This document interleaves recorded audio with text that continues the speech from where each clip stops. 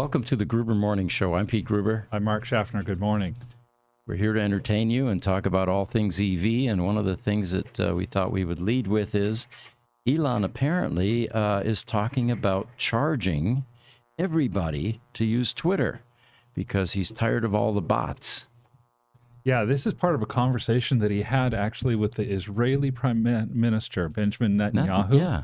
And, they were talking about how Twitter is getting so full of hate speech and stuff like that.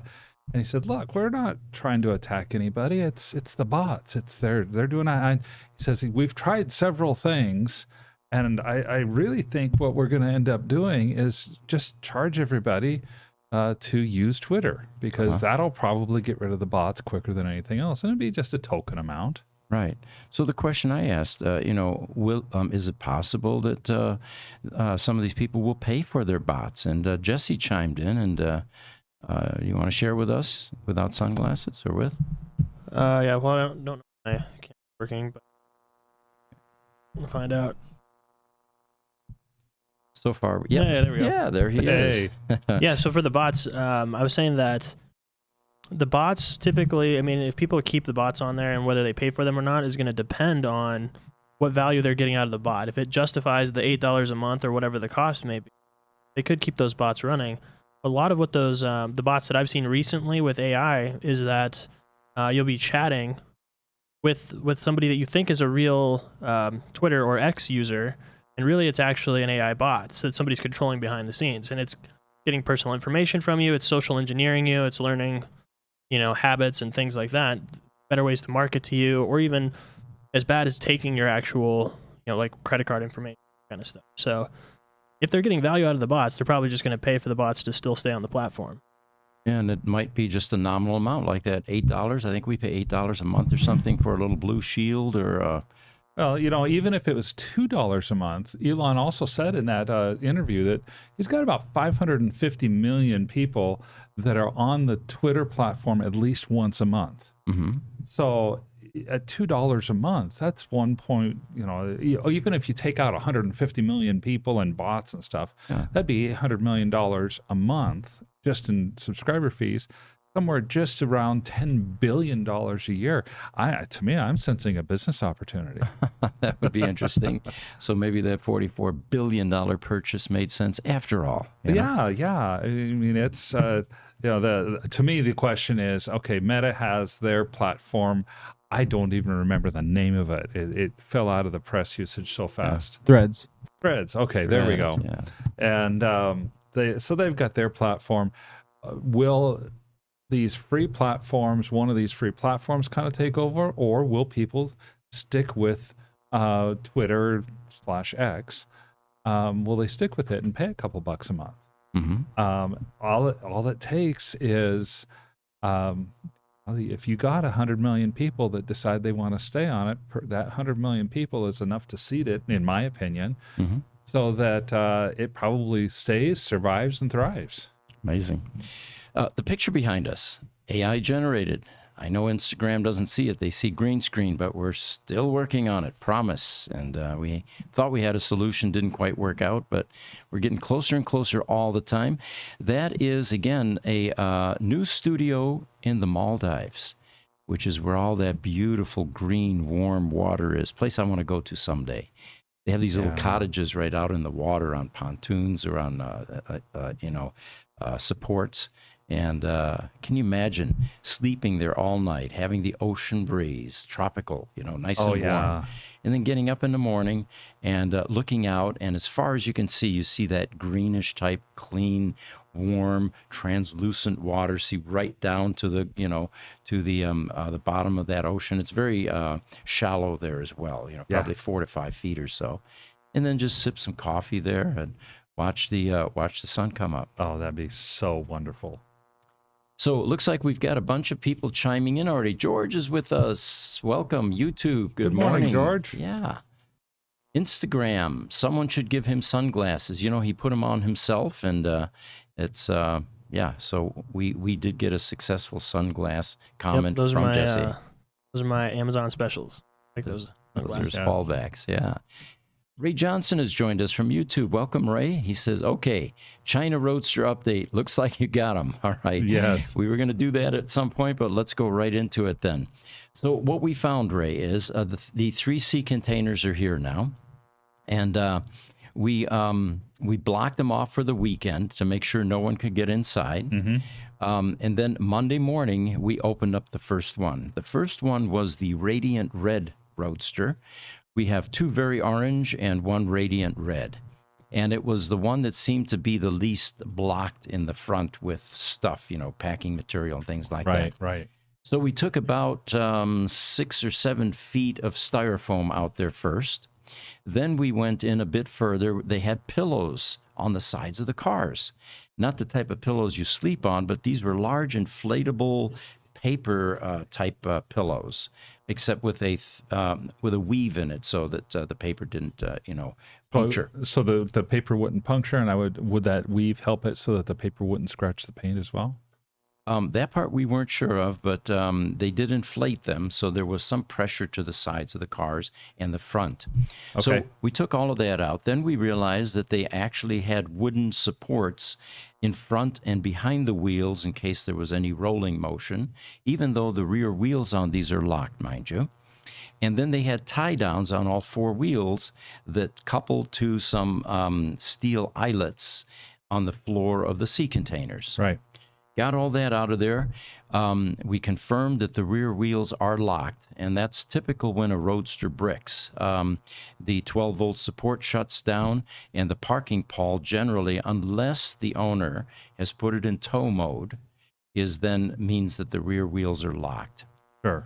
The only way to unlock them is to wake up the 12-volt support again, go in with a laptop, send it some CAN signals, and then you can typically unlock it. Or the manual method is to pull one of the half shafts in the back of the car, which then frees up the transaxle. Well, neither of those 2 had been done. From there, we gently pulled them to the edge of the sea container, and we had about a 12-inch drop at that point. And we just happened to, from a construction effort here, have some wooden blocks, leftover beam cutoffs that were the precise height. So we brought the Roadster out a bit further and then got our forklift, and we then brought it out further even yet, and then came in from the side with our extension forklift. Okay. And that's typically how we move Tesla Roadsters. You have to make sure that the forklift, the rear fork, is as close to the rear wheels as possible, because in a Roadster, that's where most of your weight is with that 1,000-pound battery pack. And from there, we were able to then drive it. We drove it over to the service center. And the initial review on it is the PPF is 13 years old. It was cracked in a lot of places, and it was flaking, which is not a surprise, because our suggestion to anybody that gets PPF on their cars, it's only good for 7 to 8 years. Right. And depending how you store it, if you store it outside, then it's probably even less, because the UV will affect the quality. That, which, by the way, is another point. PPF has evolved. When it first came out, it was fairly low quality. They have made it, as the years went by, more UV resistant. But this was, of course, installed in 2010, and so the PPF was damaged. We will have a lot of pictures and videos, by the way. Our folks are working on that. We also found that there was a cockroach infestation inside the sea container. I heard Brian back there as he was taking off the tie down saying, "Oh, there's another roach." Smash, you know. And what they were eating is a mystery to me, but there were some Chinese speaking cockroaches in that sea container. Well, if the cockroaches, they're known to be able to eat things like cable insulation and stuff like that even. So, well, it's funny you mentioned that, because there was some what we thought was rodent damage on some of the cables, which we're going to document and, of course, repair.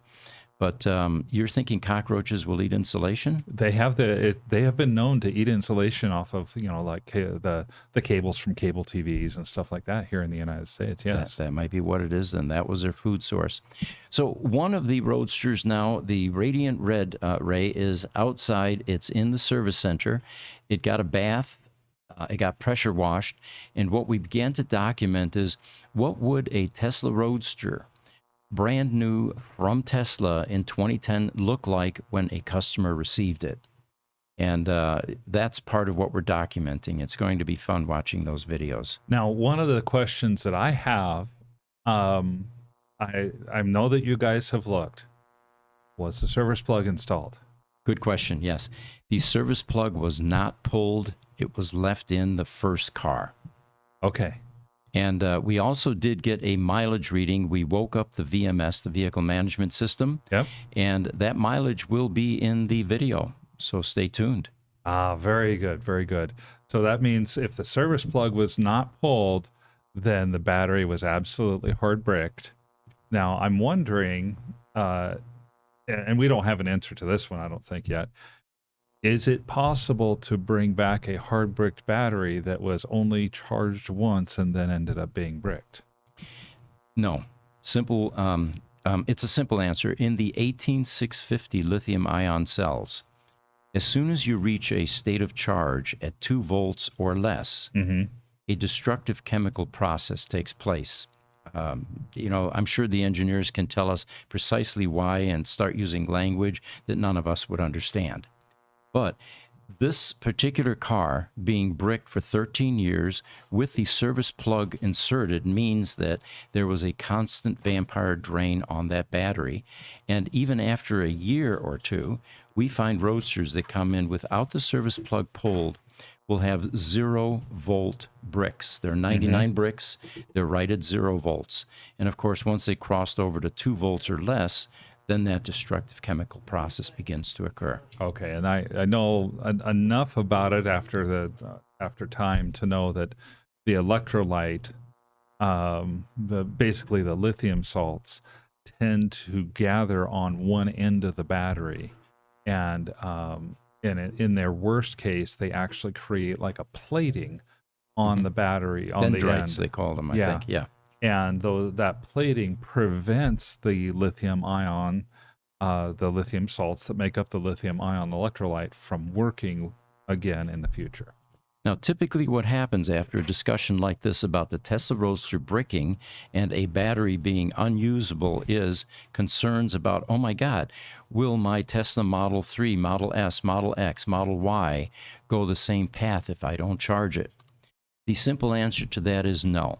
Tesla learned from that mistake early on, and there is protection built into all of the later version battery packs that prevents them from hard bricking like this. There are contactors that open up, there are sensing circuits, and so we've had Tesla Model S batteries that have been in storage for 3 years that are still viable and usable. Yeah, I've seen it. I've seen it myself. I saw us recover a Tesla Model S battery that had a bad module, had that bad module for over 2 years. Once they got the new module put in and got it balanced, the car immediately came to life, and it had 60 miles on it or something like that. So the plan with the rest of the Roadsters is, as soon as we get the first Roadster completely cleaned, completely dispositioned, fully documented, completely inventoried, we will go into the next sea container and then the third sea container eventually. And we're fascinated to see if there were any deviations from what we saw with the first one. It turns out that the other very orange Roadsters may not have had any PPF applied. Oh, okay. Okay. Also, keeping those cars in the sea container and the sea containers closed, you're going to cook those cockroaches. Yeah, unless they're heat resistant. Yeah, that is true. That is true. YouTube, George says, Mark did a great job not matching his shirt with the background today. Thank you for pointing that out, George. Yes, thank you. That has typically been an unintended consequence that we really hadn't thought about. On YouTube, CH215714 says, response to our earlier article about Elon charging for Twitter, people will start to use threads. Mark is already proud of Elon. I'm not sure I would say I'm proud of him or not proud of him. I just think that the idea of charging to use a service is something that hasn't been investigated yet. And yet with the number of subscriptions and subscription services that are out there, it might become that. Mm-hmm. So Jesse's working on some stuff right now. I think maybe our Instagram feed has gone down. No, our audio's having buzz. Oh, we've got some buzz in the audio. Okay. That 60 cycle hum, or the newer stuff is actually switching noise. It's higher frequency than 60 hertz. In the old days, it was a 60 cycle hum that you had when you got your low impedance audio next to a magnetic field like that. Yeah. But it drives Jesse crazy, and he's going to ferret it out and find it. He's very good at that. So YouTube, we did that one. Instagram, Manish Panwar _777. He says, where is Elon Musk?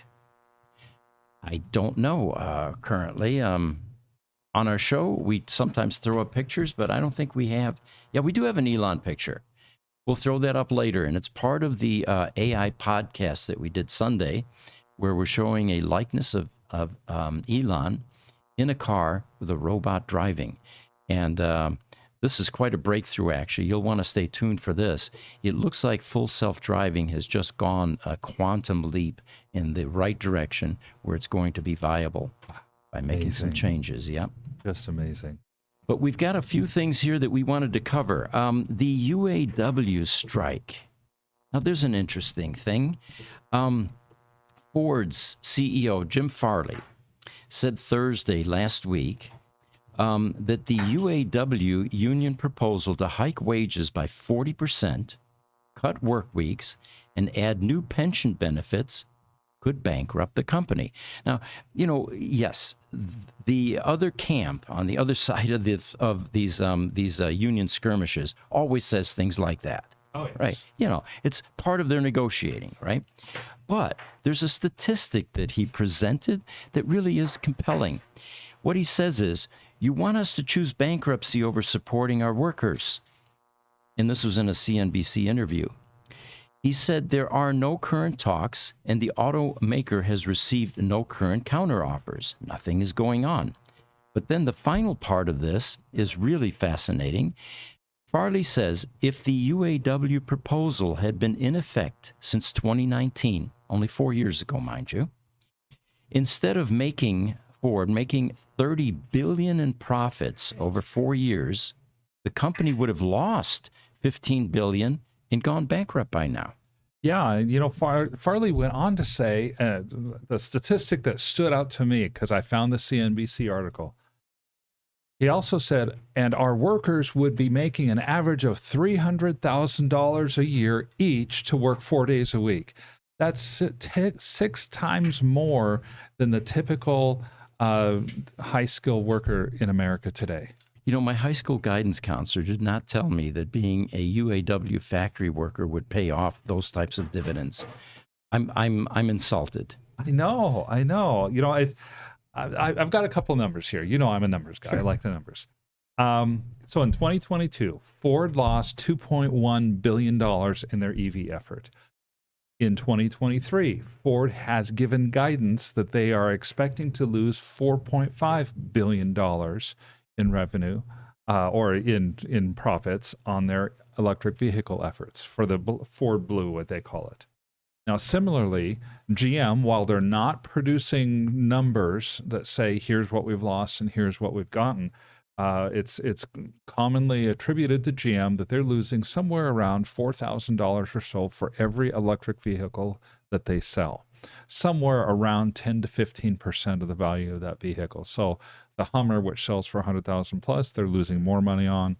The Chevy Bolt, which sells for a little bit less, they lose a little less on. Both companies, however, are deeply committed to electric vehicles. Ford is planning on investing another $7 billion in their electric vehicle infrastructure, which is factories, which is new model development, equipment to build them, so on and so forth. And GM had committed to spend $35 billion between 2020 and 2025 on the startup of essentially an entire new division. Both companies are estimating right now that about half of the money that they spend between now and the end of 2025 is going to be spent on putting together EV manufacturing capabilities. So that's a huge bet on electric vehicles. In fact, so huge that both of these companies are coming out and saying, we are staking our entire future on electrified vehicles. And I personally think that's a pretty good bet. If Jessie can take and put up a graph that shows, it's called Tesla market share. Tesla market share. You're going to see that Tesla, while they have a huge market share compared to the rest of the people, that's just evidence between that and what's going on with the federal government and their stimulus of $7,500 per car. These companies probably have a good bet there that their future is going to depend on whether or not they can learn how to be successful in the electric vehicle space.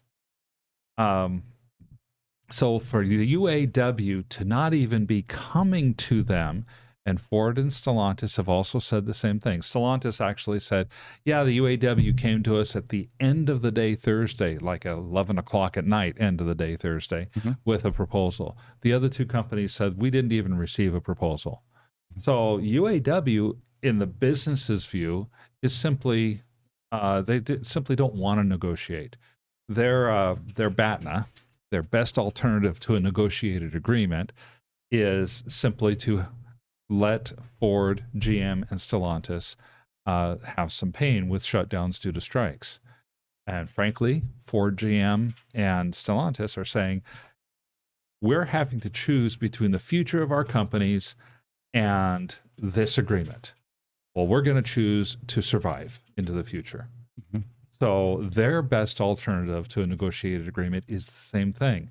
Let them shut down some of our factories. We'll go through that momentary pain, even though it's not a good solution, it's better than the alternative. Until both of these sides begin to see that the alternative that's out there is not the best one, there's not going to be any movement on the strike. UAW has a strike fund of about $825 million, and they're not striking with all of their workers. So this could go on for a while. The big winner, Tesla, Rivian, exactly, Lucid. Yep. Your automotive makers, maybe even Fisker is going to get into the game. And EV adoption. There's starting to get to be evidence that that slowdown that we saw earlier this year, the pause between early adopters and mainstream adoption is over. In California, 22% of new vehicle sales in the second quarter were electric vehicles. Nationwide, we've reached 7% of all new vehicles are electric vehicles, and most experts say that somewhere between 5 and 7% is a tipping point. So we might be getting on that S curve. We might be starting the huge ramp up of the S curve, which would also mean the decline of ICE vehicles in the next couple of years. Right. Now, what we don't know, and we tried to research it, is what with this sizable strike fund, $800 million you're saying is available, right? How long will that last? Because that would be the expiration date to the strike. Likely would be. And that's a great question. The strike fund will pay striking people $500 a week. So that would be on top of unemployment insurance. Not a very big fund, but it might be enough for these guys to survive for a while. I'm wondering if that's part of the reason why the UAW is not calling for a general strike. In other words, shut down all plants, have all of those tens of thousands of people all at once strike, because then they only have a few weeks of funds. If they shut down just strategic plants, which is the effect that they've had so far, they're trying to inflict pain without depleting their fund. I think they're trying to dig in for a long fight.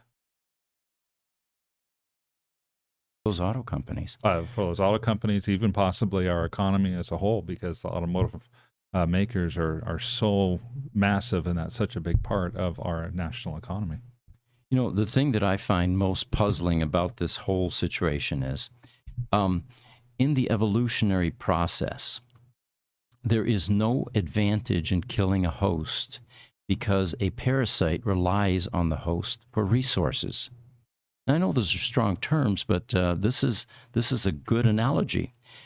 Some organisms, usually microscopic pathogens, for example, seem to fatally damage the host with no immediate benefit to themselves. That's what this whole scenario reminds me of. You know, a parasite must keep its host alive for as long as possible without killing it. It's crystal clear that these companies, these large auto manufacturers, do not have the financial wherewithal to weather the EV conversion that they're embarking upon. And maybe with some federal assistance, which of course is quite likely, they may have survived this transition.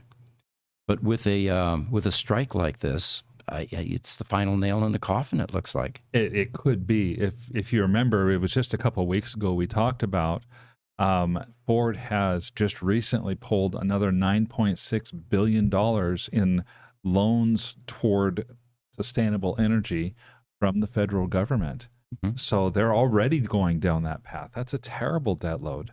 And who knows when or if that will ever be repaid. Yeah. No, it looks like we're starting to get some comments. Let's go through some of those. George is saying, is the background in the new studio that Jessie is building for the show? Is it Jessie? He's shaking his head. No, he's not going to do that. Yeah. Oh, here comes the request for capital. Yeah. That would be nice, though. We could all fly to the Maldives and have our podcasts there. You guys would like that, right? Yeah. Oh, they're shaking their heads. Yes, yeah. please. YouTube, the official Justin Wong is joining us. Thank you. You think UAW will affect the U.S. economy? ? It's a lot of workers. If contract don't pass, or the contract doesn't pass, I'm assuming, kind of worried how the future will be when no one can afford to buy things.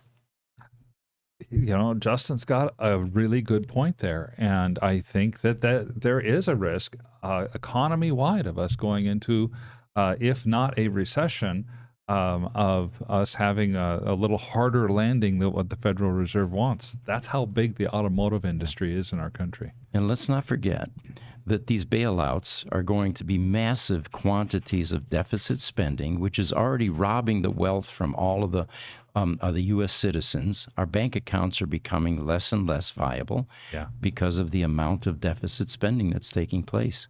And I think you're right. You know, in order to protect the U.S. economy, these may be essential steps to take. You know, and one of the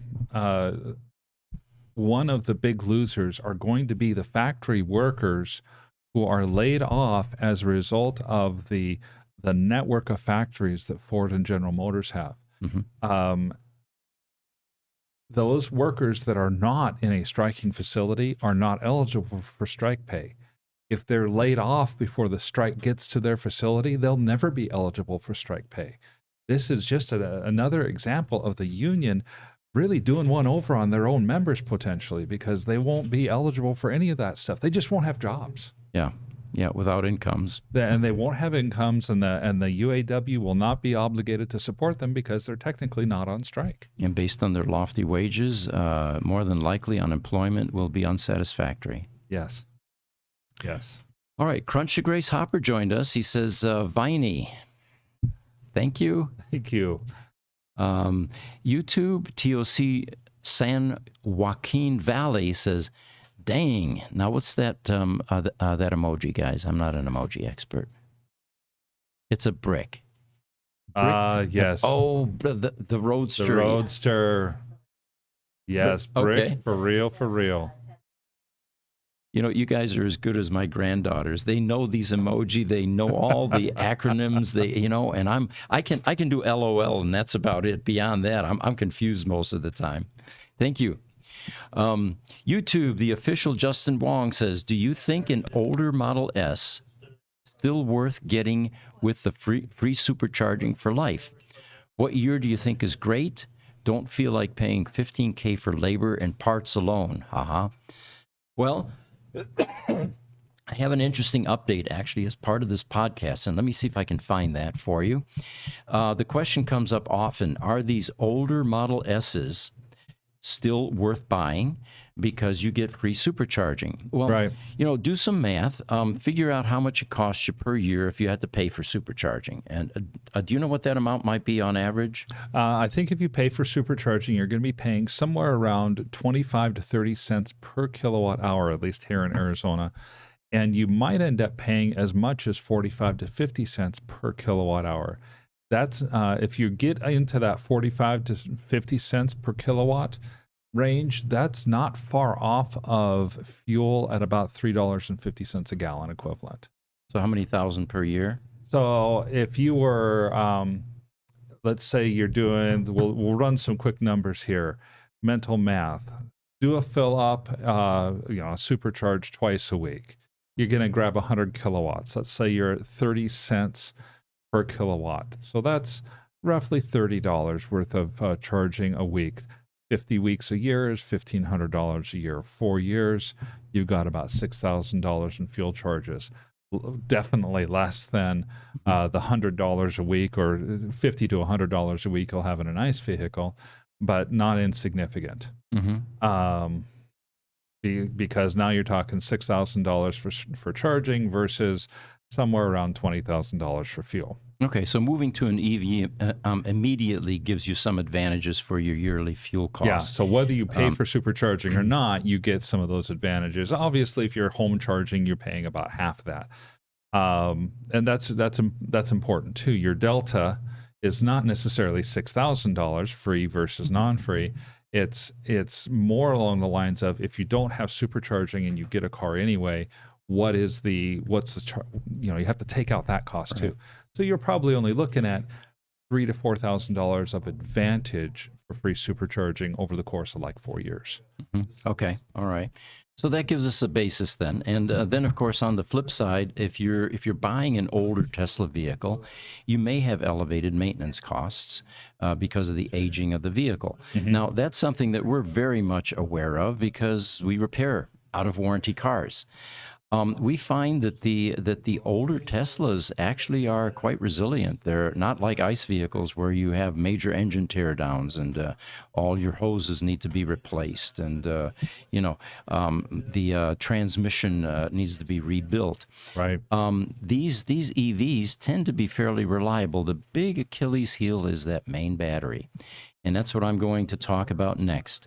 It turns out that we have a customer that has a 2012 Tesla Model S. And it's not just any old 2012 Tesla Model S, it's a founder's car, which means that it was even before the signature cars. Right. And it's founder's number 9.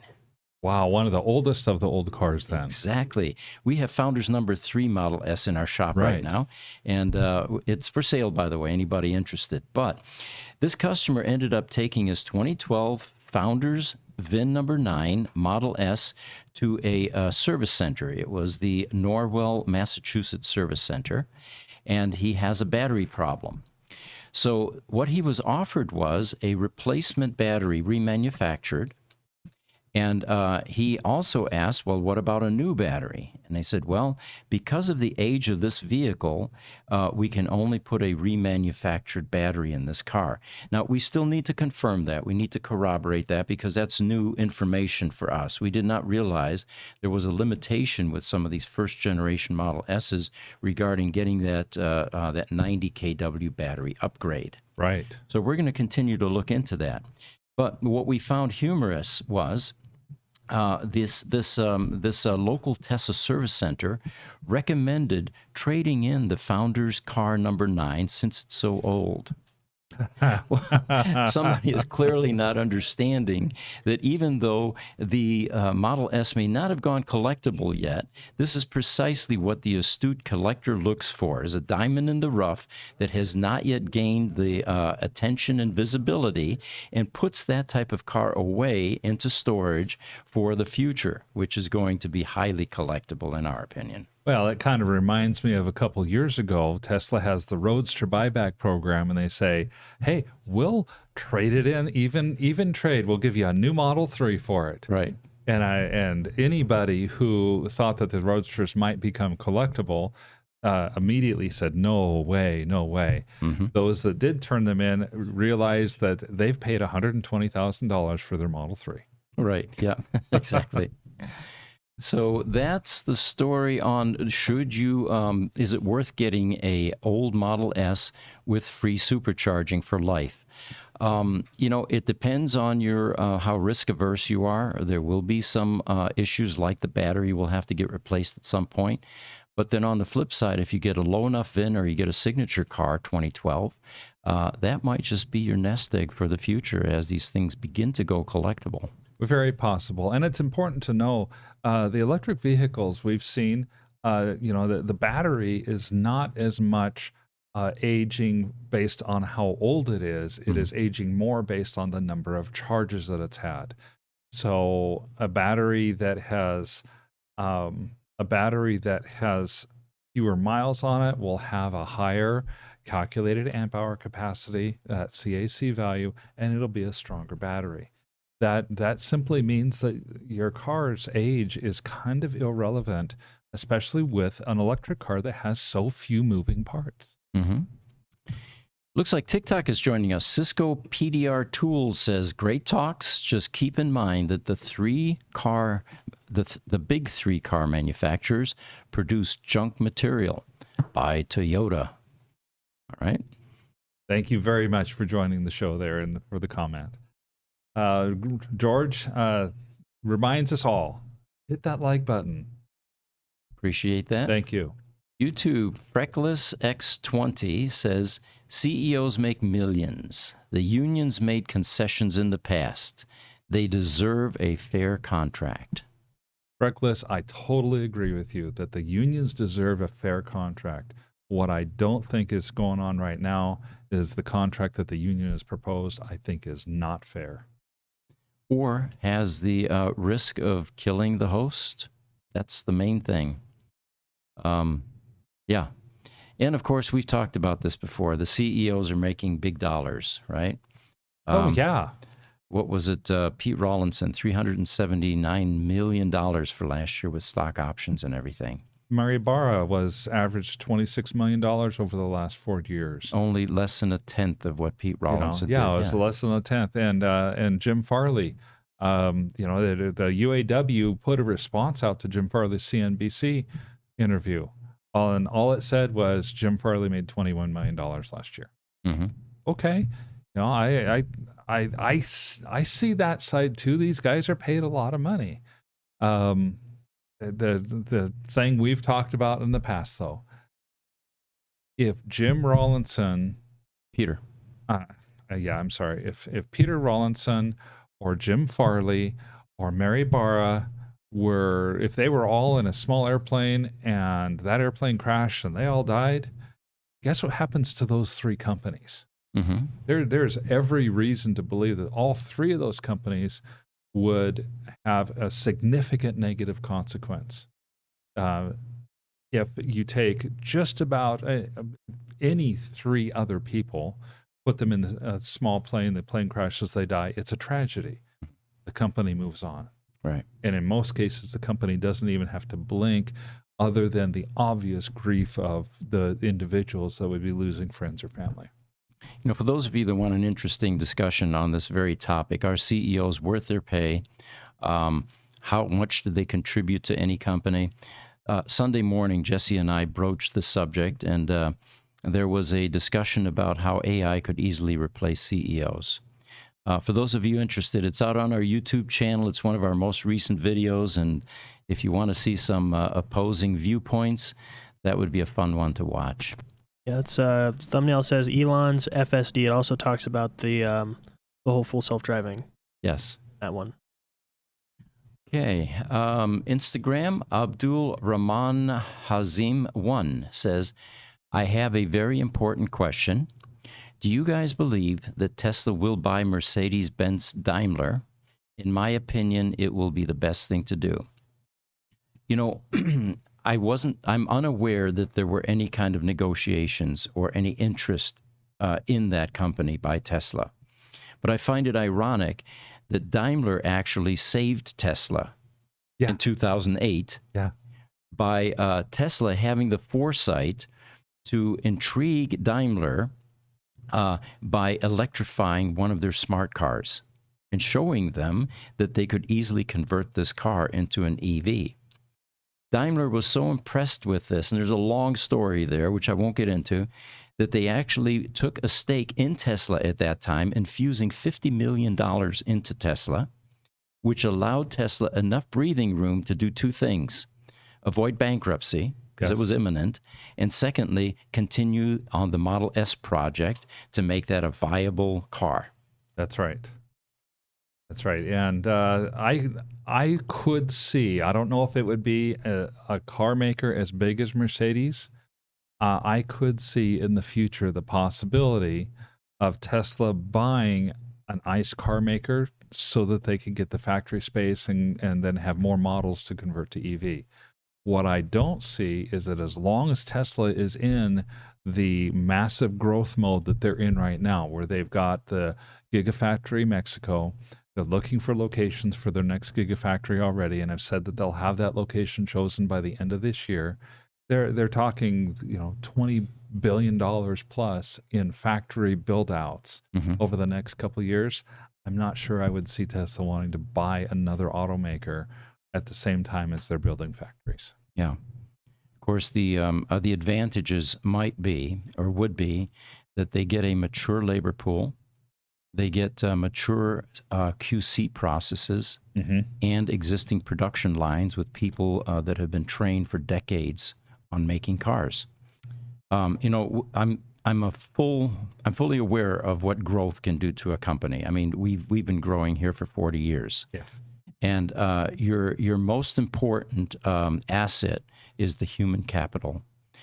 You can create all kinds of manufacturing space, acres and miles of it, but you have to fill that with knowledgeable, skilled people in order to turn out good product. And that might be the advantage that someone like Tesla would see. That's an excellent point, and may become one of the big advantages that Tesla would have. We've seen firsthand how Tesla, being in growth mode and going from 2,000 cars over 3 years to 15,000 cars a year to 100,000 cars a year, their processes and their organization and their ability to stay organized just hasn't been able to keep up. Yeah.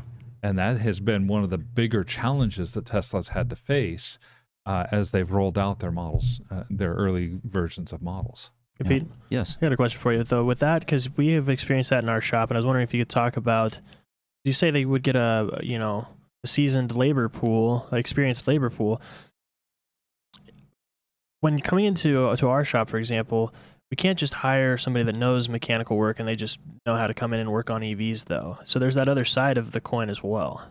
It is. And I think the reason that I would be bullish on a Tesla-Daimler merger is because they've already begun to move into EVs.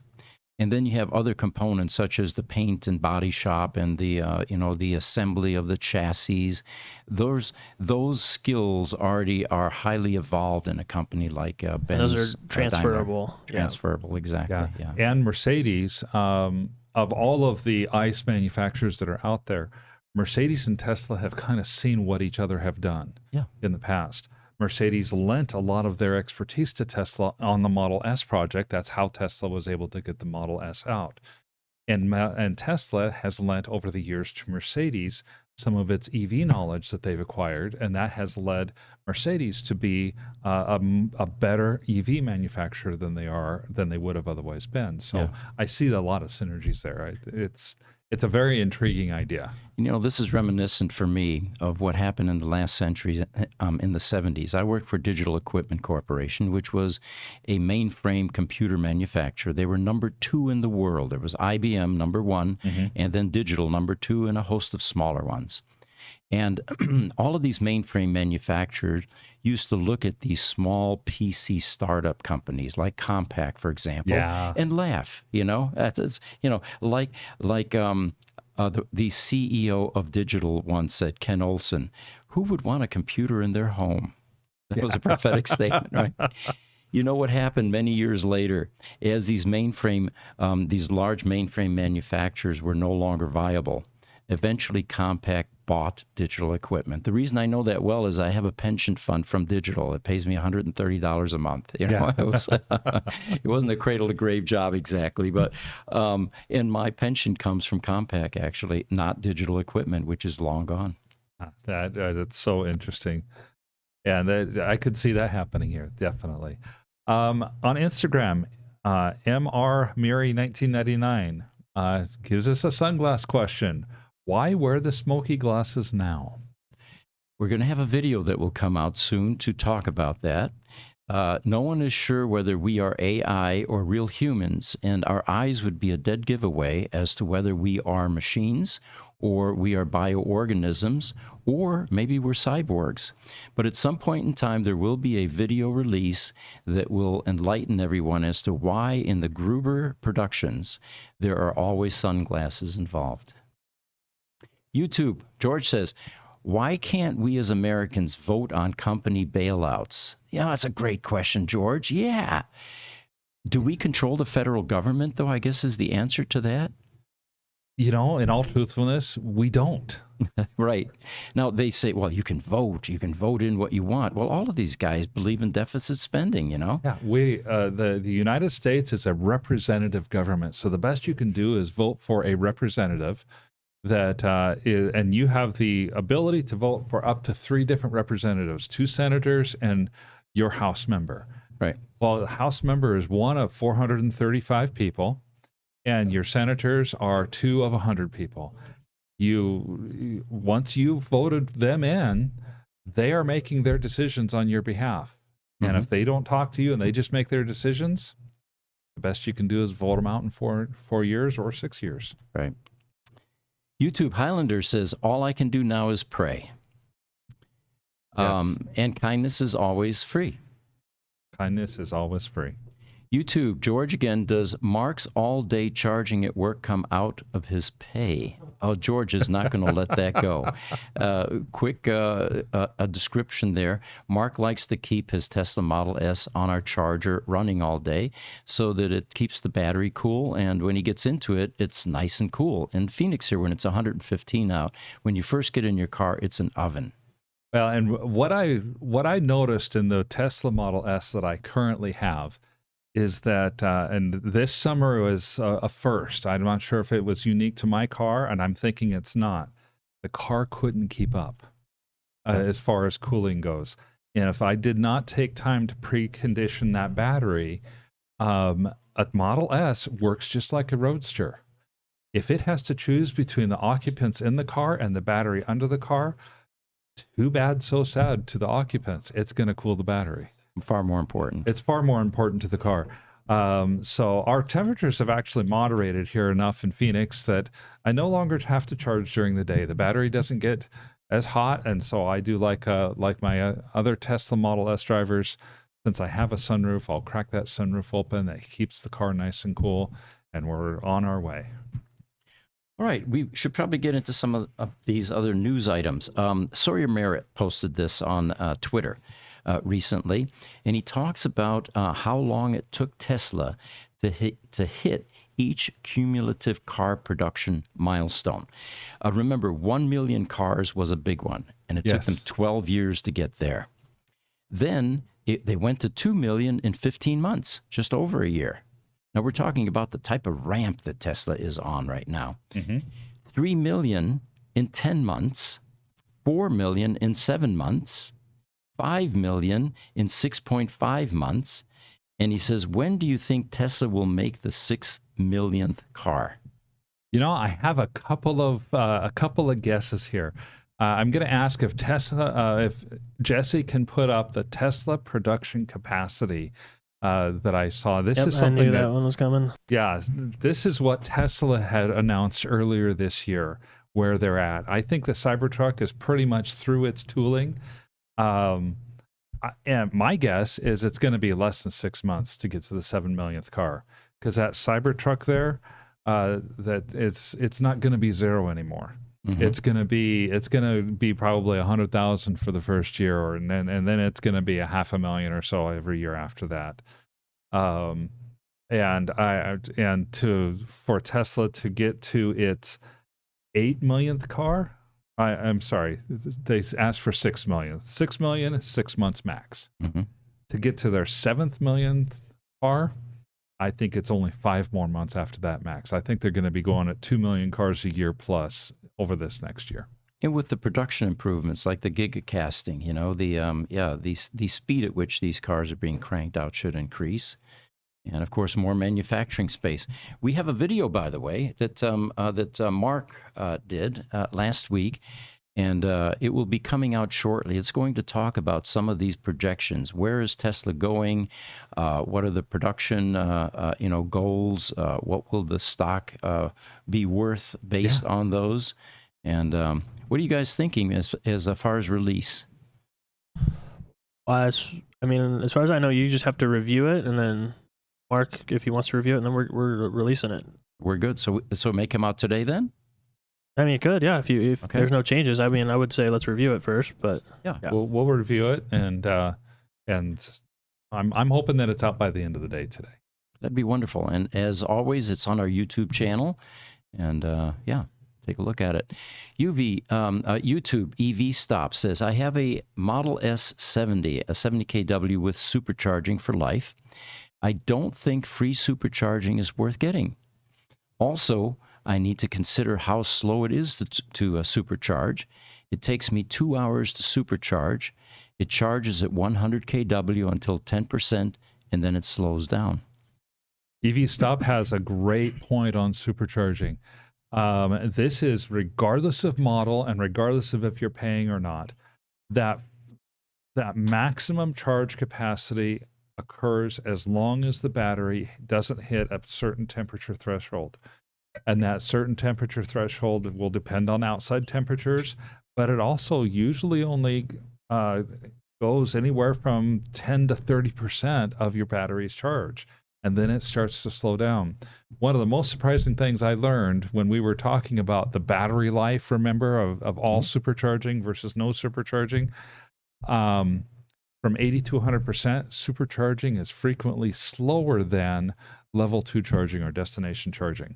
Is that right? The battery management system is trying to keep that supercharge down low, and it will oftentimes be charging as little as 7 to 10 amps at about 300 volts, and that's less than 240 volts at 30 amps. So there you have it. Thank you, Mark. Mm-hmm. Here's a headline.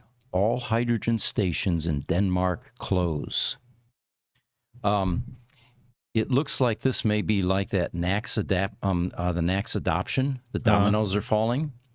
We're certainly not against hydrogen technology. It's clean, it's sustainable, but just not the direction that it appears that the population wants to go with transportation.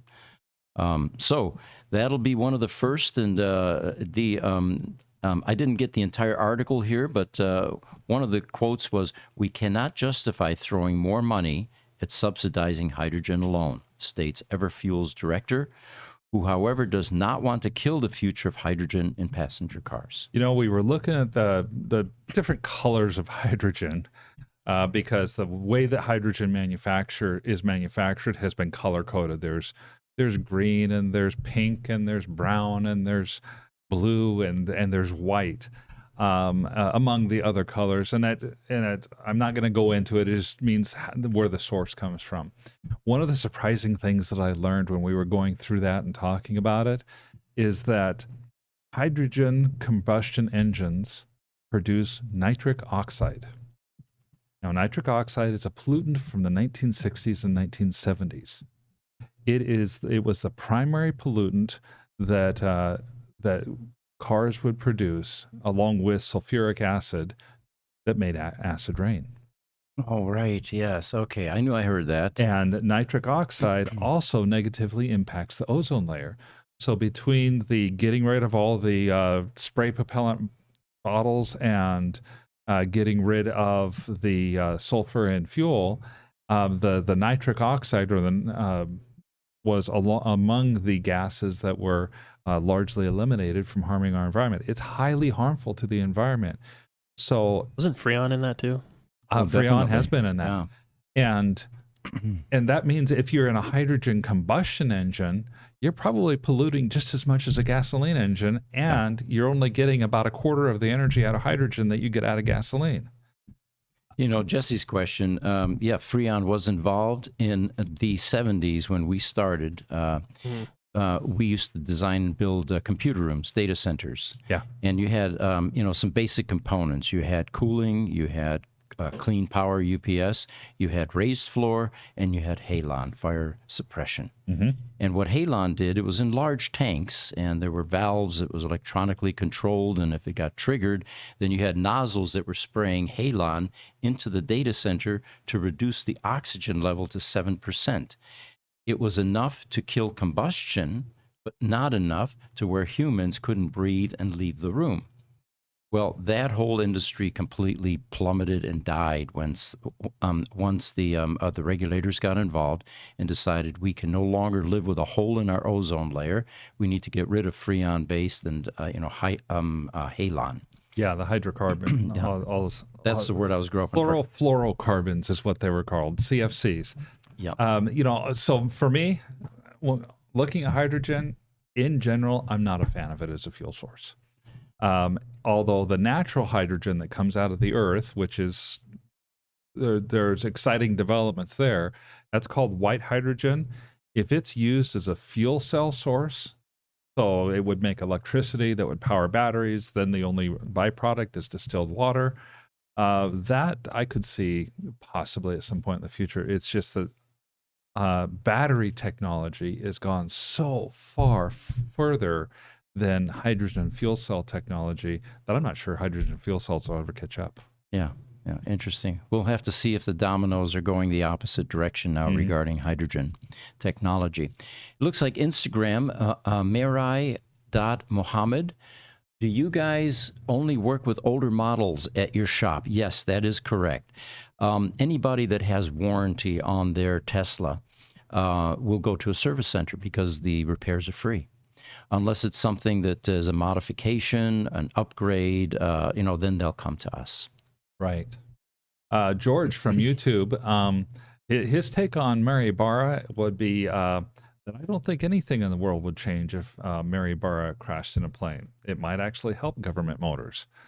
Well, remember that the first impact is going to be the shareholders, the stock market. You're going to see a drop in the valuation of that stock with any event like that. Jesse's got something there. Don't CEOs have like a succession plan or something that would take? I mean, I'm sure it would still obviously have an impact, but I think earlier Mark might have been, maybe I was just misinterpreting it, alluding to the fact that the companies might go under if these people died, and I don't know that that's the case necessarily, but I know that they would take a hit, in my opinion. This is just my opinion. I don't know. Well, if you remember, we talked about this Sunday. The term figurehead comes to mind. Mm-hmm. It's impossible for one person to run a company with 100,000 plus employees. We talk about Elon all the time. Yeah, he's smart, he's bright, but there are very talented people that make up the core of those companies, from SpaceX to Tesla to all the rest. But however, these people are figureheads. They do disseminate mission and vision in those companies, but they're not actually running the machinery, doing the nuts and bolts type work. There are many other people that are involved in that, and many layers of management. So yes, although the impact, in my opinion, would be temporary, the stock market would react negatively.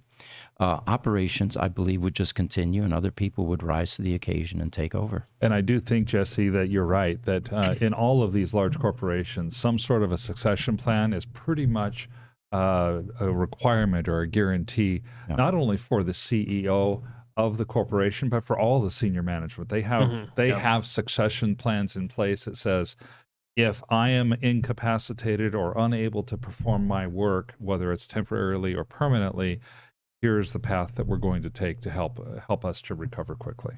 I think it's a mandatory requirement if they have a board of directors. Have some plan in put place. A succession plan in place. Yeah. All right. Looks like YouTube Freckles X20 says Elon Musk advises executives make according to company performance. He was talking about Pete Rawlinson, and he said that a upper level manager's compensation should be tied to performance. And this is, of course, talking about Pete Rawlinson, who took $379 million in stock options one year when the company was still struggling with their ramp issues. Yeah, I hate to say this as a defense of Pete Rawlinson, but it kind of is a little bit. Mm-hmm. When Pete Rawlinson got those shares, they were pegged to the company's valuation in the open marketplace. So Lucid reached a valuation of some $55 per share, and that made Lucid's market cap large enough that it triggered an automatic provision to pay Pete Rawlinson. Mm-hmm. That automatic provision paid Pete Rawlinson, I think it was something like 14 million shares. Well, if you now take that, it paid him $376 million or $370 million worth of shares.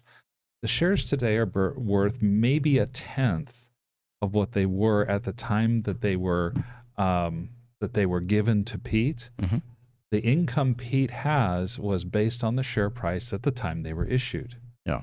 What that means, short story, is Pete doesn't have a bank account with $376 million in it. And even if he did, even if he was that liquid, in the overall scheme of things, with the amount of cash burn that is taking place in a company like that, if you were to feed $370 million back into the cash burn, it would have a negligible effect. Yeah, it would mean almost nothing. So I guess my point is the reason Lucid is not showing profits is not because the CEO is paid $379 million. Exactly. That's exactly right. Lucid gave Pete some sort of paper monopoly money that said, eventually, if you cash this in, here's how much you might be able to get. Lucid did not spend a dime to actually pay him that money. Right. So Sandy Munro is in the news again. There was an article that came out this morning or yesterday, I think, and they're talking about his analysis on the Lucid powertrain. And the powertrain, of course, is the heart of any electric vehicle. It encompasses critical components like the battery, the electric motors, the inverter, the differential, and the gearbox. And Sandy was particularly captivated by the electric drive system in the Lucid, describing the technological marvel that could potentially outshine Tesla's offering. Later on, in more Sandy speak, he went as far as to describe its capabilities as going like a scalded cat, emphasizing the 1,000 horsepower output. Well, according to Sandy, the traction motor in the Lucid is a game changer in several ways. It's smaller, it's lighter, and what is currently available in the market. But despite the compact size, it doesn't compromise on performance. Well, it's no mystery that, Pete Rawlinson was probably paying attention when he worked at Tesla, and they were doing a lot of R&D on various drive motors and drivetrain. Mm-hmm. And it looks like he was able to translate that into a product by the time he got to Lucid that, according to Sandy, is actually better than Tesla's. Well, in my understanding, partly when we talked to Sandy several months ago, and partly from watching the video afterwards, it's not like Lucid's a little bit better than Tesla. It's like he says Lucid's motor is maybe a third of the size of Tesla and maybe half the weight of Tesla's motor. And Tesla has what is considered to be probably the best EV motor in the marketplace outside of Lucid. And yet he says it's a third the size, it's half the weight, and produces all the horsepower, and it does it in a simpler design than Tesla did. He was really taken with it. One of the bigger things to me is, holy cow! How many months ago did Sandy put this video out? His analysis is wonderful and spot on. It's been impactful in 2 areas at least that I can think of. First, when people talk about Lucid, they talk about Lucid being a technologically superior company. A big reason that Lucid's talked about as a superior technological company is because of Sandy Munro's teardown. And when they talk about Sandy, when they talk about Lucid, inevitably they talk about Sandy as well. Sandy Munro and his channel and his following and what he does has become so widely spread. I'm seeing his name pop up in all kinds of places that I would never have expected in the past. Good for him. I like Sandy. I think it's really cool. Yeah. So yeah, the other thing that I think helped was once Lucid developed a passenger car, a sedan, that actually outperformed anything Tesla had. Yeah. If you remember, the Plaid was the ultimate sedan. And it was the king of the hill for some time, and then that Lucid came out, the Sapphire. Yes. And suddenly there was, someone had dethroned the king. I know I'm going down a rabbit hole just a little bit here. I saw a video recently, and maybe I'll try to get this for Thursday. A group of college engineers put together a car to see if they could make it any faster, 0 to 60, than the Lucid Sapphire. They succeeded. In fact, their 0 to 60 time, roughly 0.9 seconds. Faster even than the Rimac Nevera, faster even than the supposed 1.1 second that the Tesla Roadster will have. We're going to have to bring that into the Thursday morning So podcast. I'll look that up because that it just made me think of that. Jessie, if you could bring up an image called FSD.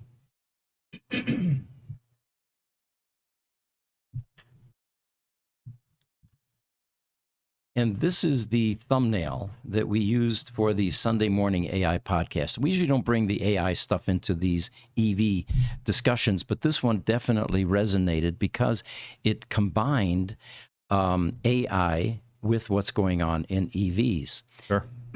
So the bottom line here is, for years now, Tesla has been working on full self-driving, generating hundreds of thousands of lines of code for rules-based FSD. What that means is these people were writing code like, when you're going down the street, stay within your lanes. If you see a certain sign that's shaped octagon, that's red, that has stop written on it, then you do this. You come to a complete stop, look both ways, make sure there are no other cars. And all of this rule-based content or code became incredibly huge because of all of the variables involved in doing something like driving. Well, a bright young guy by the name of Deval Shroff on the team, who is mentioned by Tesla, by the way. I don't have a picture of him here. He intrigued Elon with the notion that instead of doing a rules-based FSD, why don't we just simply harvest the millions of clips or billions of clips of videos that we have collected with our cars? Because remember, Teslas record virtually everything. You've got all kinds of sensors. Let's take all of that data, feed that into AI, and convert that to the rules for full self-driving. So that essentially FSD now is emulating or imitating the best human drivers. Now, the other thing that I found humorous and fascinating was they actually had a committee that was reviewing the types of videos that were going to be fed into this FSD AI capability, and they would grade the driving quality, which of course is important because there are a lot of crappy drivers out there. And the last thing we want to do is have FSD emulating the types of drivers that you run into that terrify you if you're on the road, right? Well, it turns out that this was quite successful. For those of you that want to see the video, it's on our YouTube channel, and you see the thumbnail there. And we go into much greater detail. But apparently Elon took some of the people from the full self-driving team, put them in the back of the car, got into the driver's seat, and took his hands off the wheel and the pedals for a good 45 minutes and traveled around Palo Alto. And it was amazing how accurate and how capable this new method of self-driving was. At one point, they talk about a bicyclist, and then it got kind of hairy. You know, would the car be able to see the bicyclist, avert it, and all of that? And it did wonderfully. Wow. According to this podcast, by the way, one other thing that they found unusual was there were only a few times at a four-way stop when the car was a bit too deferential. And I mean, you guys run into that all the time, I'm sure. You get to a four-way stop. It's pretty simple math. Whoever gets there first gets to go next. But you invariably always have people that just sit there waiting, oh my God, what am I supposed to do next? Yes. And then just when you decide, well, they're not going to budge, you pull out and they then start to go, right? Well, that was the only time that this human imitation, FSD, had a bit of difficulty.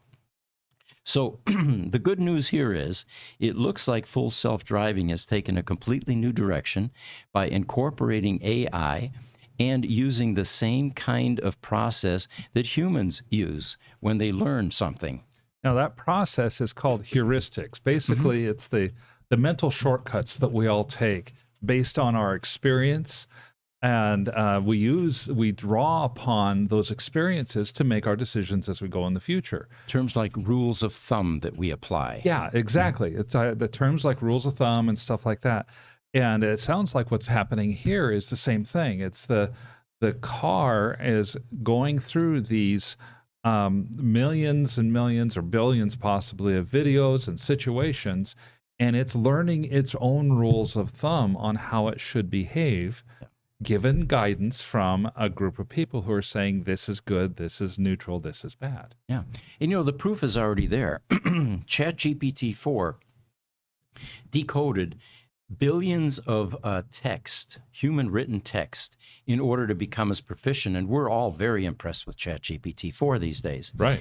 It is a highly capable program. In fact, I use it all the time. What was it, guys? Yesterday, we did a script for those Roadsters that we were going to take out. And I agonized over it like I usually do. You know, rewrite. I'm never happy with it.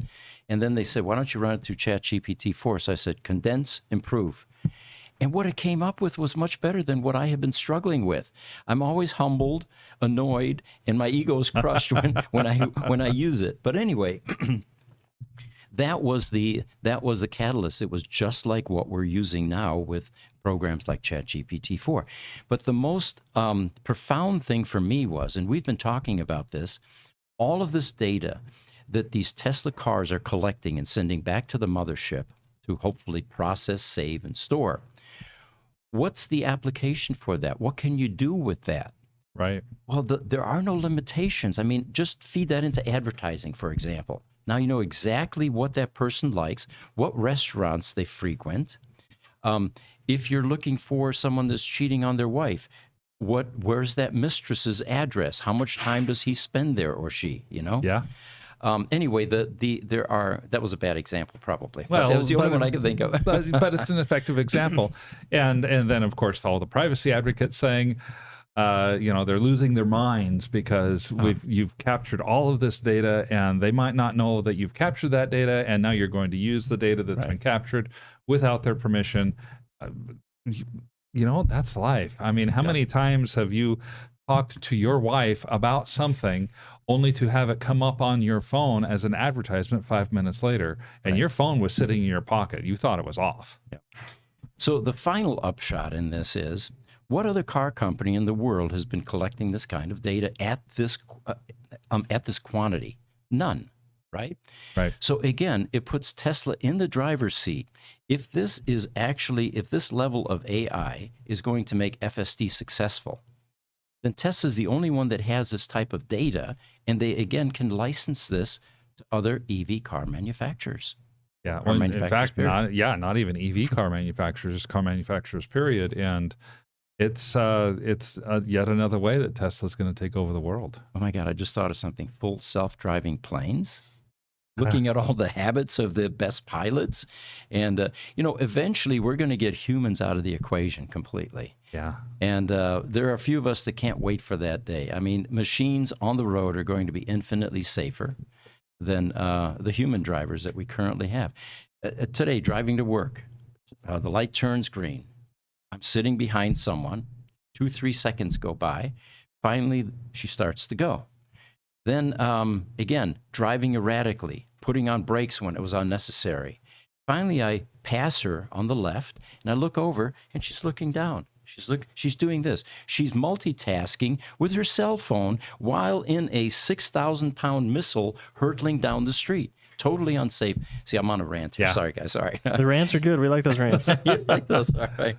Well, save that one then. Timestamp that one, and we'll do a clip of that one. And Mark, one thing about what you said, for Tesla taking over the world, what do you guys think about that, having one company be the central owner of all of the data, especially now that with their Dojo computer, they're going to be making the hardware, they're going to have all of the training data, they're going to have the software that runs on the computer. They're going to become like an Apple where you have to go through them to get any access to any of this technology. Do you guys think that's a good thing or a bad thing? Well, long term, these monopolies never have a beneficial outcome. And of course, then you have government regulators that step in, and they make it much worse, even worse than the original monopoly. Sure. The only glimmer of hope I have here is understanding Tesla's culture a bit since we've been working with them. If they can preserve their original culture of sharing and not being concerned that much about profits and squashing competition and all the rest of that, we may just for the first time in history have a company that has this sort of a altruistic viewpoint and isn't going to be that dangerous in that equation. Yeah, and my take is similar to that while any company having too much data and too much access is ultimately not as good as having shared access, I don't know of a situation yet where I can truly say in history that government having this data instead of a private company has been better than the private company having the data itself. Mm-hmm. Yeah. And to me, that's the only alternative is your government steps in and some sort of public government entity would have the data or own the data instead of Tesla. I don't don't buy that. I think that would be the worst possible case. I'm somewhat neutral to Tesla having it, but my thought is, well, better Tesla there than most other places and most other companies. Mm-hmm. In some cases, the federal government. Better Tesla having it. It looks like YouTube. Chris Lowe is joining us. He says, for Pete or at Pete, would you be kind enough to pass along a suggestion to Elon for me? Stock options are just that, optional. What we're talking about here is your options are something that you can take advantage of or not. Oftentimes when they hire employees in positions, a stock option package is included with that as part of the benefit. I actually knew somebody when I worked at Digital that passed on their stock options, and he was an upper level manager, and what he lost was sizable, way in excess of his yearly salary. It's something that you have to buy, that you have to exercise. So he continues, Chris Lowe, he says, Elon would set a record for the largest lapsed option in history. All right. Investors, that includes employees, get the immediate bump. Acceleration to sustainable transportation will increase. The funkiest guy in the world would be even more so. Thank me later. I like that comment, actually. One of the things that he doesn't really mention about stock options is that you're not typically buying stock out of the marketplace and giving it to somebody at less than market value. Usually, the company is issuing brand new stock to a person that has never been in the marketplace. And so what he's talking about here, if Elon passes on his stock option, that's however many millions of shares of stock that have been priced into the marketplace that are suddenly removed. There is no option for those to enter the marketplace either through Elon or through somebody else. And that's why he says it would give an immediate bump to investors. Mm-hmm. Thank you for sharing that with us, Chris. Great point. TikTok, Phone House. Hello from MX, Mexico. Did you know that in Mexico, we have a mine of lithium? It's the biggest on Earth. That's why Elon Musk is coming to invest in Mexico. I don't think I knew that Mexico had the currently largest. I didn't either. Didn't you say that was, or I think somebody had said wasn't it Nevada or something? They had a big one? One of the biggest known reserves of lithium and richest reserves of lithium is up in northern Nevada, within about 200 miles of the Nevada Gigafactory. The lithium there is considered so rich. There's a term for it. And the richness of the lithium in the soil and in the clay is basically to a point where it's as though it had already gone through a first phase of refinement. Really amazing. And there's more lithium available in this ancient volcano caldera in northern Nevada than there is pretty much anywhere else in the world currently. Mm-hmm. But my belief, and I think yours too, is there's so much that people have only just started looking for lithium in the last 20 years. Yeah. Well, a couple of things there too. With now recycling, there's high-grade ore that is hitting companies like Redwood Materials. Yeah. And you don't have to mine, you don't have to extract, you don't have to, condense. It's already there in its form, true form. By the way, talking about Redwood Materials, that's J.B. Strobel's company up in Nevada. And his car just went home here from Gruber Motor Company over the weekend, actually, Saturday morning. It's an interesting story. It was actually JB's dad that sent us his Tesla Roadster. It was bricked. The battery was shot. It needed some body work. And anyway, we upgraded it, got the battery repaired. And at the last minute, JB's dad decided, you know what? I'm not sure I want to bring it back here. He lives on an island off of Lake Michigan. And it turns out that son, JB, said, I'll take it. Well, JB's already got 2 Roadsters, so this will be his third. So VIN 699 left here Saturday morning. It's headed to JB's house, and we hope he enjoys it. I hope he does, too. YouTube, Bernard Holman says, Saludos de Toluca, Mexico. Yeah.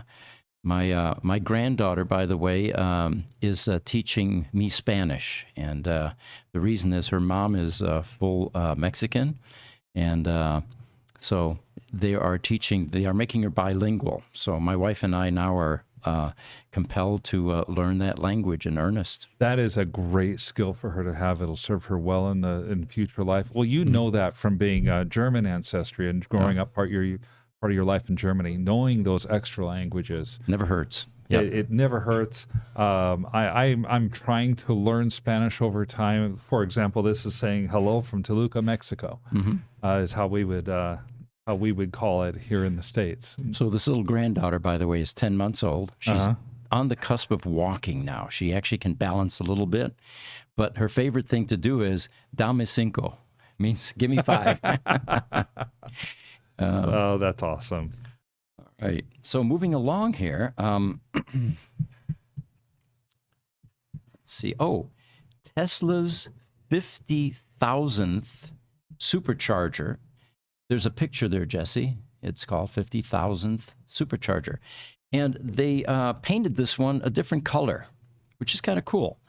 The location for this is, if you're a Tesla devotee and you want to see this thing, if you go to Roseville, California, it's at the Head to Living Spaces supercharger, and kind of a cool looking car next to it that happened to be the same color as that 50,000th supercharger. Now, this is not 50,000th supercharger location, it's 50,000th stall. I believe, right? Right. Are we going to get a picture, guys? We're not finding it? TikTok issue, give me 1 sec. Oh, okay. All right. Yeah, those of you interested in seeing it, you can certainly Google it as well, but it's a maroonish red supercharger, unlike the traditional white red. There we go. And if you notice, the car next to it is the same color. So it was a good placement there. Oh, I think this is going to be great for marketing. And, Tesla has, on average, they have about 10 superchargers, stalls per location installed. So, so that means for every quartzite where you have 88 superchargers in one location, you've got a Casa Grande, Arizona, where you have 4 stalls in one supercharger location. Right. And so this 50,000th supercharger will mean that they've now got probably somewhere close to 5,000 different supercharger locations across the nation. That makes Tesla easily the largest electric vehicle charging network in the U.S. YouTube, Ed Prelitz is joining us again. Welcome, Ed. He says he saw a new Cybertruck on the streets of Las Vegas last week. Impressive.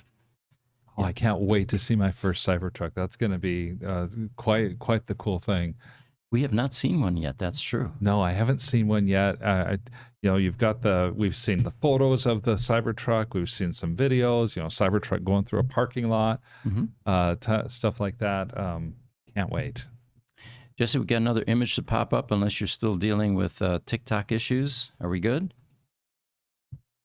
Yeah, which one do you need? Giga casting. And, the principle behind giga casting, of course, is pouring super hot metal into a mold and then cooling it to make a solid metal thing in the shape that you want. Legend has it that at one point Elon, who has lots of kids, by the way, was looking at one of his kids' Hot Wheels cars, looked at the bottom of it and saw a little casting there. And he thought to himself, why are we limiting casting capability to something small like this? Why can't we do an entire car? And no one had done that. Sure. It turns out humanity has been doing this for thousands of years, they say. How's that possible? Wait a minute. Doing this for thousands of years. Oh, making something in the shape that you want by melting metal. All right. Yeah, that makes sense. So for the last century, though, they say it's mostly been making a lot of small castings and binding them together in some way, bolting, welding, gluing, etc. Now, I know this well because the Tesla Roadster has a orange epoxy that a lot of the aluminum pieces are glued together with. Mm-hmm. And when most people look at that and they say, oh my God, is that safe? Is it strong? It's glue. We find that when these Roadsters get into accidents, the aluminum oftentimes rips and the glue is intact, or the epoxy. It's actually stronger. And it bonds on a molecular level, which is what some of these new adhesives are capable of doing. Think super glue for a moment. What does that do when you glue your fingers together? It's pretty powerful stuff. So this giga casting, which is technically a Tesla term, everything is giga with Tesla, gigafactory, and then the other people started to pick that up, and giga battery, and but it does away with a lot of small part casting, and instead it's one gigantic piece. A lot of advantages there. You skip labor, you skip energy involved in making lots of little parts, and then all the labor in putting them together. The key to making, of course, electric cars affordable is finding these kinds of improvements or these kinds of advances. But the machine that you see there, it's a pretty complicated, large process that definitely is state of the art. This is made by a company in Italy called IDRA. And for those of you that want to get a factory tour and Sandy's take on it, Sandy actually went there, and it's probably a year ago or so. On his channel, Monroe Live, you can see and walk through this factory and get his views on what they're doing and how they're doing it. I would be really fascinated to see exactly how that giga casting process worked. I've seen videos and stuff on how casting at a smaller level works. A lot of times it's as simple as somebody takes a mold and they make some sort of a hard, like a sand type of impression from the mold. They pull it apart. They to pull out the template, or they use wax that would melt, or vaporize or something like that. Then they put everything in. It's a quite a process And this is just for smaller parts that are getting casted. So something that gets as large as an automobile frame, which is part of what the Giga casting is for, fascinating. Yeah. What you're describing is the traditional foundry method where you have sand Yeah. and you build a wooden or some sort of a model, press that into the sand, put a lid on it, and then pour molten metal in there. Yeah, and that's an old style casting that's hundreds of years old. Yeah, even thousands in fact, in this case. Thousands of years old. But What- that's basics. That's basically all that casting is. Yeah. What they're doing with these IDRA machines is they're actually injecting aluminum, molten aluminum, at up to 1,000 psi pressure. And remember, on a large casting, you have to move a lot of molten stuff fairly quickly because as it's going through the casting method, which is steel, you're cooling it. And you want to make sure that you fill it. You know, there's this interesting thing that you see sometimes on TikTok or on, well, even YouTube, where they take an anthill. Oh yeah. And then they take molten aluminum and they pour, of course, the poor ants. I mean, they're all fried, right? Oh, of course, of course. Right? So, but anyway, they pour that down into this sand mound or sand anthill, and eventually it hardens, and you end up with these exquisitely eerie-shaped, dendrites of molten metal. Yeah. Anyway, that's, if you're thinking Giga casting, that's kind of where or what this process is, if you need a visual. YouTube, Bernard Holman says, Pete, we must not forget that for an economy to work, there must be consumers. If there's little work for humans, there is little money. Is AI going to sell its robots? Or sell to its robots? Right. Well, there are people, even Elon speaks about this, that the monetary systems will eventually go away, that we won't need to barter anymore because we'll live in an age of abundance where everything is available and machines are doing it. We're not there yet. We're not even close yet, folks. So, yeah. Yeah. And I also think of the idea that there are services that, services and thought processes and inventions and things that people perform. You're never going to completely eliminate humans. I mean, Elon was trying to do that at the beginning of the Model 3 project and found that he couldn't. You have to have humans to help supervise it. It becomes kind of almost like a supply and a demand thing. Will we ever get to the point that there will be no work for humans to do? I don't think so, because the human species itself is so inventive. They will think of new things to do that will provide a unique value to their friends, neighbors, community, and state and nation. And we'll engage in things that feed the soul, create, art, garden, hobbies. Yeah. And of course, play things like skiing and, racing cars, if we still have them by then, who knows? But yeah, it's a bright future, guys. Let's put an optimistic spin on this. The machines are coming and we're going to embrace them and find ways to coexist. Bernard, one point that I do have to kind of agree with a little bit with Bernard, I know we're getting close to time here. There has been, and there will continue to be, people who resist change, and machines will take those people's places. And that is something that's going to happen, and it's something that we have to try to work our way through as we navigate this new revolution of artificial intelligence. Yeah. TikTok, 90s SB0YS says, love your videos. Why are you only working on Teslas? There's so many electric vehicles. We began working on all electric vehicles in 2013, 2014. We used to repair even hybrids, Priuses. We would fix batteries because who wants to spend $5,000, $6,000 for a replacement battery when you have one pouch that's bad in that pack? What we found is that in order to get really good at anything, you have to get laser focused. And honestly, we enjoy working on Teslas, the Tesla Roadster. It's a little two-seater sports car, brightly colored. And we began to specialize on Roadsters and have now moved into some of the other platforms. Yes, there are plenty of business opportunities out there for many other companies to dive into the other EVs that will be plentiful. But in the meantime, we're so busy just working on Teslas, no time to work on anything else. Yeah. One more comment from Richard Flenke. It says, one of Elon's artificial intelligence fears is that AI will figure out that humans are flawed and the source of problems, and that they will want to eliminate them.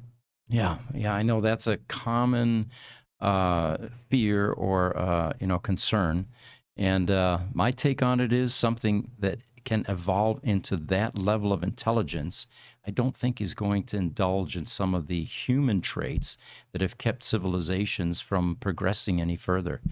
These are definite, eliminating species, killing people, taking things that don't belong to you. These are all the negative human traits. Yeah. And machines, I don't think, are going to fall into those traps. I can't see logical reasons. It's kind of like Dr. Spock in that Star Trek episode when he said, killing a species to extinction is illogical. Right. Exactly. One more thing that we have here is for those of you that have events, car shows, for example, something came to me on Facebook here. The TeslaCalendar.com is looking for images to put on their calendars. And they're asking us to promote that on our podcasts. Mm-hmm. For those of you interested, there are two places you can send your pictures. All one word, the Tesla Calendar, and calendar is spelled with an A-A-R, D-A-R at the end. Or on Twitter, at TesCalendar1. Send your pictures, and it may just be that your picture wins the prize. I believe not only will your image be on their calendar, but they talk about a contest and a prize. They don't quite give the prize here, but I'm assuming it's going to be something spectacular like a Model 3 or a Cybertruck. Or semi. That would be pretty incredible. Now, it is the TES Calendar, TheTes calendar.com. So there's not a Tesla calendar, although they call themselves the Tesla I'm sorry, calendar. You're right. The TesCalendar.com. Yes, you're right. And so we will continue to promote them through this week into next week. I know that they're especially looking for Roadster pictures, and so that's going to be what the photo contest is for. And again, for any of you that have any events that you'd like us to advertise for you, feel free to reach out to us, either evie@gruber.com or Facebook, any of those, those messenger mediums. Well, I think that's just about a wrap for us. We got a wrap. All right. Again, we appreciate everyone joining us. This is Tuesday. Tomorrow we've got the Tesla Roadster podcast, and we'll have more information about the 3 Chinese Roadsters. And then Thursday, we've got the EV podcast. Friday is the Gruber Power podcast with a different couple of hosts for that. And Sunday, Jessie and I will come in as long as I continue to bring donuts for an AI podcast. Thank you guys all, and we will see you tomorrow.